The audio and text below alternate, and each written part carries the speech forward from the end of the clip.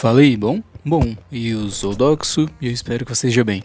Cara, um tempo atrás, quando eu decidi que eu ia voltar com esse perfil, eu disse que eu queria começar a fazer vídeos criando jogos.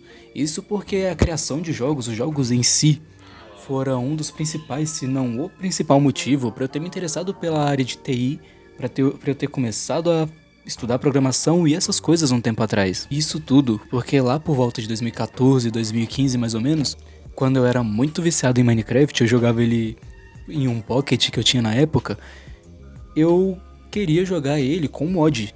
E o aplicativo que a gente tinha para rodar Minecraft com mod no celular naquele tempo era o Block Launcher. E os mods que rodavam neles eram feitos em uma linguagem chamada JavaScript. E não satisfeito em só rodar os mods que eu achasse pela internet, eu também queria fazer os meus. E nesse tempo eu resolvi aprender a estudar programação, sem nem saber o que era programação, mas eu estudava para fazer os itens que eu queria adicionar no jogo. E isso acabou despertando em mim uma vontade muito grande de estudar mais coisas dessa área e de começar a criar jogos. E então, depois de meses sem gravar, eu achei que seria legal a ideia de eu me desafiar a refazer o primeiro jogo que já foi lançado para videogame. E eu já sabia qual jogo era, só que mesmo assim eu fui pesquisar. E durante essas minhas pesquisas eu descobri que lá em 1958, esse mano aqui que eu vou chamar só de William, ele criou um jogo chamado Tennis for Two, que consistia basicamente em dois jogadores, cada um de um lado da tela, onde eles tinham que ficar rebatendo uma bola um pro outro. Basicamente um jogo de tênis normal, tranquilo, quando algum deles deixasse a bola passar, o outro ganharia pontos. E é isso, ele é uma ideia bem simples na real, só que tem um pequeno detalhe nesse projeto do William. Ele não fez ele em um computador, ele não fez esse jogo pra celular nem pra nenhum videogame, já que a gente não tinha nenhum videogame de fato assim naquele tempo. Ele fez esse jogo para rodar em um osciloscópio, cara, que é um equipamento de laboratório que foi feito para tudo, menos para rodar jogo. E então, por esse motivo, eu tinha que falar dele antes de começar a falar do jogo que eu realmente vou fazer. E esse jogo que eu vou tentar refazer, ele é o Pong, que foi lançado lá em 1972 e muito provavelmente, quase com certeza, foi inspirado nesse jogo do William, que foi o Tennis for Two, porque as mecânicas dele são basicamente as mesmas. Só que ele foi lançado pro primeiro videogame doméstico que a gente conhece, que foi o Odyssey. E esse jogo ele é um clássico para toda a comunidade de game dev. Tanto que ele é provavelmente um dos primeiros jogos que todo desenvolvedor de jogos acaba fazendo em algum momento, principalmente os que tentam fazer jogos sem engine. E eu mesmo acabei já fazendo ele algumas vezes em C# e em Python, que são duas linguagens das que eu programo normalmente. Só que dessa vez eu vou fazer ele na Godot, porque eu acabei querendo adicionar aí nesse jogo algumas coisas de outro jogo que eu gosto muito, de outra saga na real, que é o Pokémon. Vocês já sabem isso porque vocês já viram no título, mas é isso e essa é a ideia. Eu vou fazer um Pong misturado com um Pokémon. E agora que eu já tinha ideia, eu comecei a fazer a base do meu projeto. Para começar, eu abri a Godot, que é a engine que eu uso atualmente para desenvolver meus jogos. E dentro da Godot, eu criei o projeto, só que eu precisava de um nome para ele.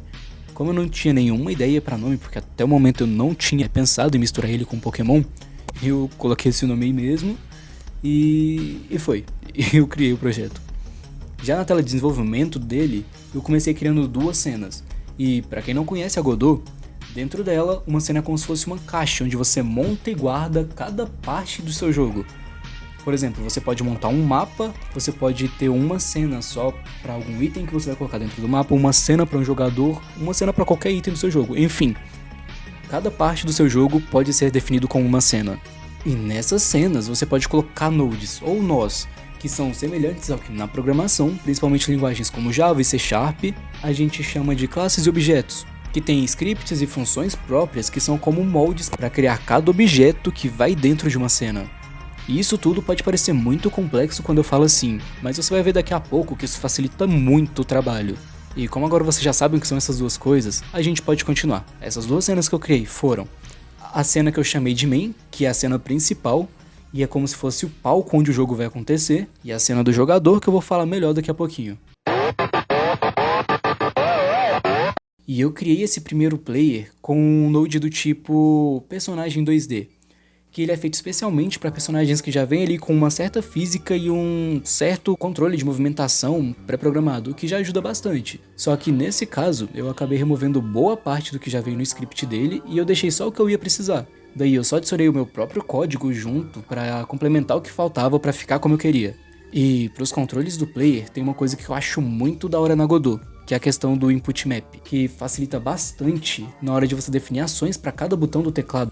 Por exemplo, ao invés de você ter que ir lá e mapear as teclas todas manualmente pelo código, você pode só ir no input map, criar um nome para alguma ação em específico que você quer, por exemplo, a ação atacar, aí você vai associar essa ação a alguma tecla, e aí sim, é só chamar essa ação pelo código. O que realmente pode parecer muito complicado agora que eu tô falando, mas a verdade é bem mais simples do que seria sem essas configurações da Godot. Confia em mim, fazer um input map manualmente com um Java da vida é um inferno. Inclusive eu não recomendo Java pra ninguém, tá bom? E ok, feito isso, o nosso jogador já conseguia se movimentar tranquilo pela tela, embora ele ainda estivesse quase invisível de tão pequeno que ele estava. Mas depois foi só corrigir o tamanho da janela do jogo e programar para que o player não saísse dela. E aí sim, deu tudo certo, o primeiro jogador já estava pronto. E eu não vou mostrar muito a parte do Player 2 aqui, porque foi basicamente a mesma coisa, só que do outro lado da tela. E inclusive nesse tempo eu já tinha feito 2 sprites básicos para eles, que eram basicamente um retângulo verde ou era azul pro jogador da esquerda e um vermelho pro jogador da direita, que seria o jogador 2. E é isso. E ok, agora a gente já tem 2 jogadores na tela, e os 2 obedecem os comandos do teclado. O que falta na parte lógica do jogo mesmo é só adicionar uma bola, e essa foi uma das partes que começou melhor, só que ela foi dando uma dor de cabeça bem chata depois. A parte de colocar a bola na tela e de programar para fazer ela começar andando em linha reta em uma única direção, seja ela para direita ou para esquerda, essa parte foi tranquila. E fazer ela inverter a posição, ou seja, ela ser batida pelo jogador, também foi perfeito. Foi muito tranquilo. Só que se você já jogou Pong, ou pelo menos já viu alguma gameplay, o que talvez não seja a coisa mais divertida de você assistir no YouTube. Inclusive, agora que eu falei isso, eu tô realmente repensando se foi uma boa ideia eu fazer um vídeo exatamente sobre isso. Mas enfim, se você já viu alguma coisa relacionada ao Pong, você sabe que a bola ela não fica batendo só da direita pra esquerda o tempo inteiro. Ela tem movimentos nas diagonais também. Quando você rebate ela, por exemplo, ela vai detectar a posição que você tá e vai reagir de acordo com essa posição para bater nas laterais da tela também. Ela não vai ficar só nesse movimento aqui o tempo inteiro. Então, para fazer isso, não adianta a gente deixar ela só com um movimento na horizontal, que é o que ela tá fazendo agora. A gente vai ter que adicionar movimento também na vertical. A gente vai ter que adicionar para essa bola um tipo de movimento que não tem só uma direção, que tem 2 direções. Ou melhor dizendo, um movimento 2D. E aí, adicionando movimentos no eixo X e fazendo uma gambiarra muito louca pra bola conseguir detectar quando ela batesse em uma parede, ele até que conseguiu funcionar legal. Na verdade não. Isso aqui foi um inferno, porque eu precisei fazer um sistema bem chatinho de coordenadas que me mostrassem a exata posição em que a bola tava pra ela conseguir detectar quando ela batia ou não em uma parede, porque eu usei as exatas posições das laterais da tela para conseguir inverter a posição dela quando ela chegasse em uma dessas laterais. E o motivo de essa parte em si da bola ter sido tão complicada foi porque, apesar de serem coisas simples de fazer, eu tava com a cabeça muito torrada já, porque eu comecei a fazer esse desafio todo às 18 horas de um sábado, que foi no dia 7 de junho, se eu não me engano, depois de ter trabalhado e eu tinha feito uma prova de estatística da faculdade, então eu já não tava processando mais nada. Aí, rapaz, eu quase morri, e é isso aí. E, pelo menos agora que a parte mais difícil estava pronta, eu decidi fazer um plano de fundo que ficasse minimamente aceitável até eu conseguir fazer a parte final do jogo. E, bom, o que eu fiz foi só colocar um fundo com uma cor sólida e algumas bordas nas laterais, pra conseguir separar o player e o cenário, e é isso. Já tava pelo menos um pouco melhor de ver do que só aqueles fundos cinza de quando não tem nenhuma imagem na tela da Godot. E a última parte do protótipo era só a parte de criar um placar pro jogo. E para fazer esse placar, eu criei uma nova cena chamada HUD, e dentro dessa cena eu adicionei um nó do tipo área 2D, que era só para ter uma base para os outros nós que eu ia colocar dentro dela. E um desses nós foi um node do tipo Control, que eu usei para conseguir agrupar melhor os 2 outros nodes que eu ia colocar, que eram nodes do tipo Label, que são nós de texto que você usa para escrever alguma coisa na tela. E depois de eu ter colocado esses 2 nós, sendo um pro player 1 e um pro player 2, eu fui lá e chamei essa minha cena HUD dentro da nossa cena main, que era a cena onde o nosso jogo estava rolando. E depois disso foi só fazer a ligação pelo código, onde cada vez que um jogador deixasse a bola passar, ele ia chamar uma função que ia atualizar o texto dos lábios com um placar, aumentando um ponto para o jogador que tinha rebatido a bola que o outro perdeu. E essa parte demorou uns bons 15 a 20 minutos pra funcionar, mas depois que funcionou foi tranquilo. E depois de fazer isso, eu já tinha toda a base que eu precisava. Eu já tinha recriado as mecânicas básicas do Pong e não tinham se passado nem 3 horas direito. Mas depois dessa parte foi quando eu resolvi que eu ia utilizar um pouco esse jogo. E eu não queria só uma cópia do Pong. Eu queria colocar mais alguma coisa que eu gostasse nesse projeto. Então, depois de pensar um pouco, aí sim eu decidi que eu ia fazer a estilização dele ser baseada em uma franquia que eu amo muito, que é o Pokémon. Então, mesmo com muito medo da Nintendo me nintendar, eu decidi fazer meus próprios sprites inspirados em 2 Pokémons que eu gosto bastante. E eu queria que o primeiro jogador fosse baseado naquele Pokémon amarelo que dá choque, que tem bochecha vermelha, sabe? Que, por motivos de eu tenho medo da Nintendo, eu não vou ficar falando muito o nome dele aqui. E fazer a sprite dele, que é a arte dele, foi um dos meus primeiros desafios reais nesse projeto, porque eu não sou lá um grande artista de pixel art. O meu negócio mesmo é o código, apesar de eu sempre tentar aprender e estudar mais como que eu posso fazer artes melhores. Então essa parte começou a ficar bem complicadinha pra mim. Tanto que nas primeiras tentativas, ele tava bem horrível, pra ser sincero.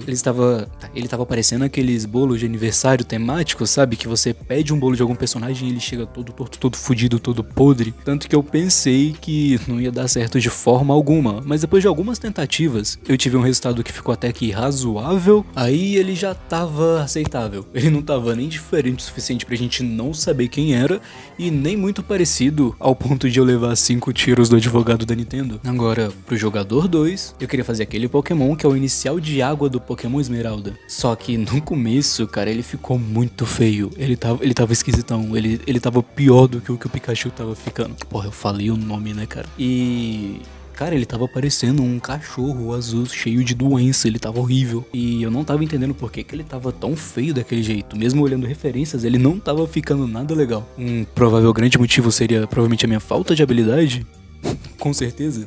Só que não podia ser só isso, cara, porque ele tava horrível. E aí, eu fui olhar um pouco as coisas do meu projeto e eu percebi um erro que eu tava cometendo e que tava dificultando minhas sprites. Acontece que aquelas sprites que você vê dos Pokémons nos jogos, principalmente no Esmeralda, elas são feitas baseadas em sprites de 32 por 32, que são os tamanhos de largura e altura deles. E todo o meu projeto tava sendo feito com tamanhos de 16 por 16, que é metade do tamanho original deles. Então, ele tava ficando muito feio, porque o que eu tava tentando fazer era basicamente tentar colocar um sofá dentro de uma caixa de sapato. Ele não ia caber de forma alguma, por isso que ele tava ficando todo horrível. Mas depois que eu percebi isso, eu tinha 2 alternativas. Ou eu mudava o tamanho de tudo no projeto, ou eu tentava adaptar o tamanho da minha sprite pra esse Pokémon. E o que eu fiz foi tentar adaptar o tamanho do Mudkip mesmo pro sprite de 16 por 16. E, cara, essa parte é provavelmente a parte que eu tenho mais orgulho desse projeto, porque depois de eu ter feito essa mudança, ele conseguiu ficar muito bonitinho e provavelmente foi a melhor arte que eu fiz pra esse projeto. Não, provavelmente não, com certeza foi a melhor arte que eu fiz. Tanto que se você olhar o sprite que eu fiz do Pikachu e o do Mudkip e comparar, eles ficaram muito diferentes. E o do Mudkip ficou muito bonitinho, cara, dava até orgulho de jogar com ele. Eu tinha feito uma sprite pra bola, que agora não seria mais aquela bola toda felizinha, ela seria uma Pokébola, o que faz mais sentido, acredito eu.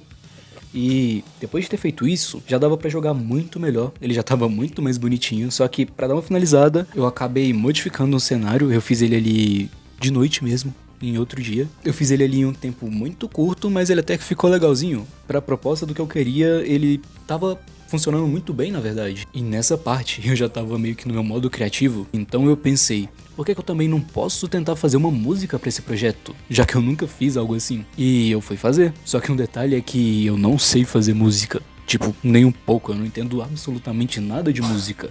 Eu entendo menos de música do que o que eu entendo de pixel art.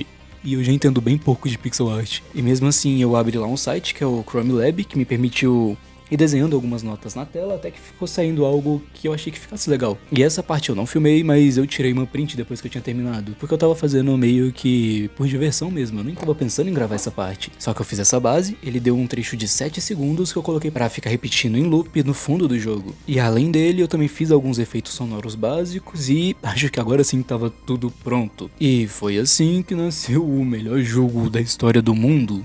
Eu te apresento o Pongmon.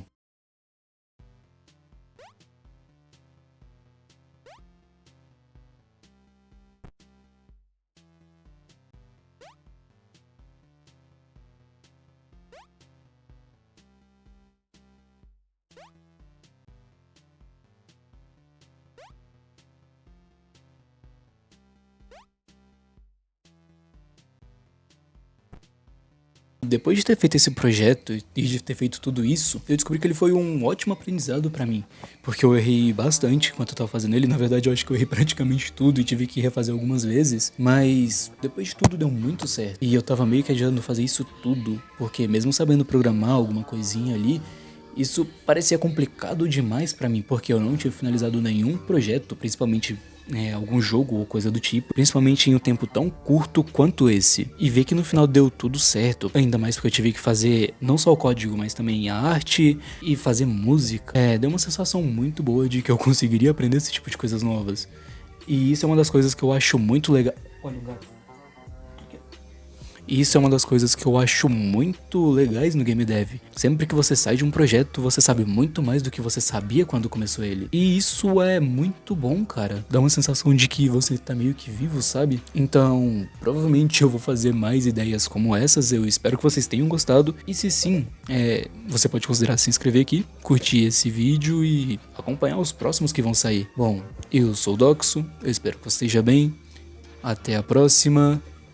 Um abraço.